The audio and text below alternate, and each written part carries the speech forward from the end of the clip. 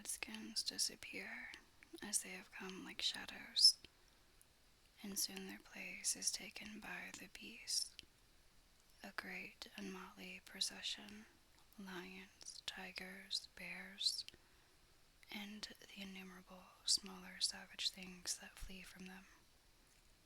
For every kind of beast, and more particularly all the man-eaters, live cheek by jowl on the favored island. Their tongues are hanging out.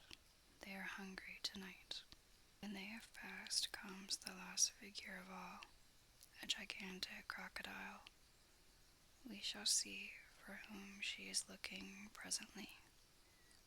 The crocodile passes, but soon the boys appear again, for the procession must continue indefinitely, until one of the party stops or changes its pace. Then quickly they will be on top of each other. All are keeping a sharp lookout in front, but none suspects that the danger may be creeping up from behind. This shows how real the island was. The first to fall out of the moving circle was the boys. They flung themselves down close to their underground home. I do wish Peter would come back, every one of them said nervously. Though in height and still more in breadth, they were all larger than their captain. I am the only one who is not afraid of the pirates, he slightly said, in the tone that prevented his being a general favorite. But perhaps some distant sound disturbed him, for he added hastily, "But I wish he would come back and tell us whether he has heard anything more about Cinderella." They talked of Cinderella, and Toodles was confident that his mother must have been very like her. It was only in Peter's absence that they could speak of mothers, the subject being forbidden by him as silly. All I remember about my mother, Nibs told them, is that she often said to my father, "Oh, how I wish I had a checkbook of my own." I don't know what a checkbook is, but I should just love to give my mother one. While they talked, they heard a distant sound. You or I, not being wild things of the words, would have heard nothing. But they heard it, and it was the grim song. Yo-ho, yo-ho, the pirate life. The flag o' skull and bones. A merry hour, a hempen rope, and hey for Davy Jones. At once the lost boys, but where are they? They are no longer there. Rabbits could not have disappeared more quickly. I will tell you where they are, with the exception of Nibs, who has darted away to reconnoiter. They are already in their home under the ground, a very delightful residence of which we shall see a good deal presently.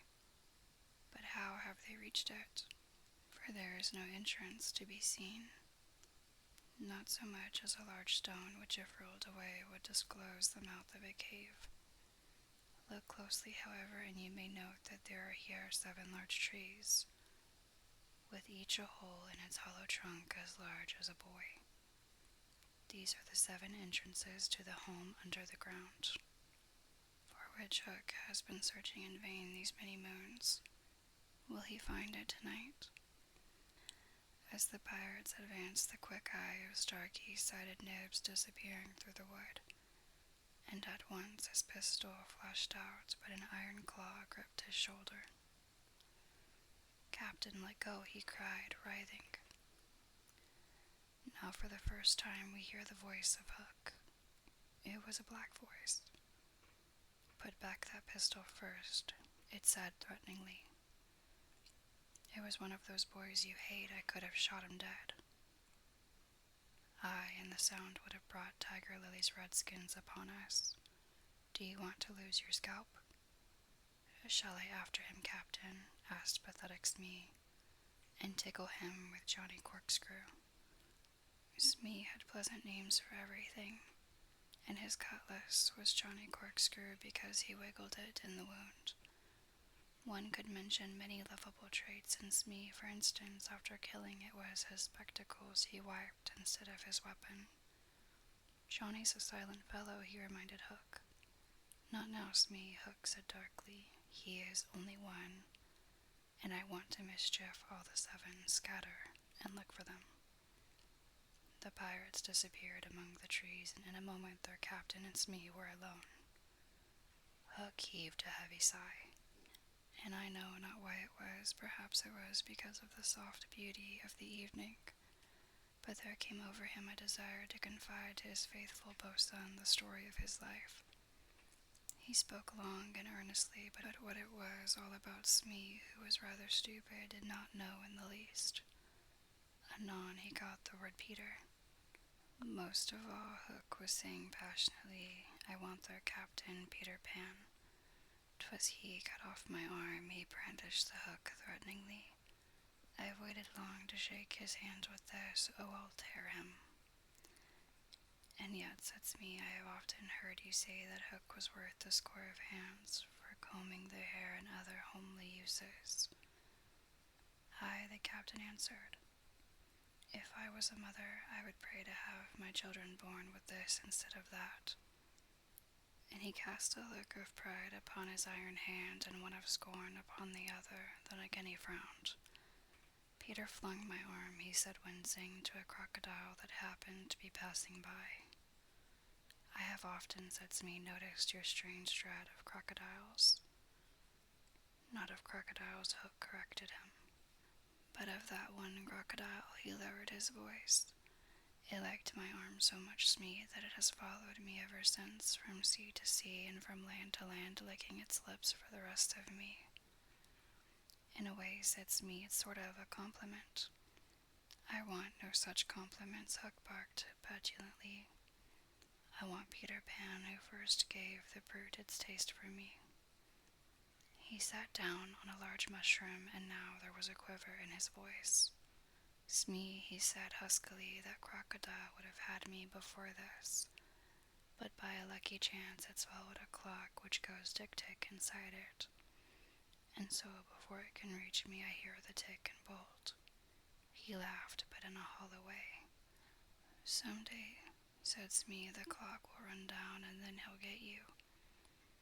Hook wetted his dry lips. Aye, he said, that's the fear that haunts me. Since sitting down he had felt curiously warm. Smee, he said, this seat is hot. He jumped up. Odds bobs, hammer and tongs, I'm burning. They examined the mushroom, which was of a size and solidity unknown on the mainland. They tried to pull it up, and it came away at once in their hands, for it had no root. Stranger still, smoke began at once to ascend. The pirates looked at each other. A chimney, they both exclaimed. They had indeed discovered the chimney of the home under the ground. It was the custom of the boys to stop it with a mushroom when enemies were in the neighborhood. Not only smoke came out of it, there came also children's voices, for so safe did the boys feel in their hiding place that they were gaily chattering. The pirates listened grimly and then replaced the mushroom. They looked around them and noted the holes in the 7 trees. Did you hear them say Peter Pan's from home? Smee whispered, fidgeting with Johnny Corkscrew. He nodded. He stood for a long time lost in thought, and at last a curdling smile lit up his swarthy face. Smee had been waiting for it. Unrip your plan, Captain, he cried eagerly.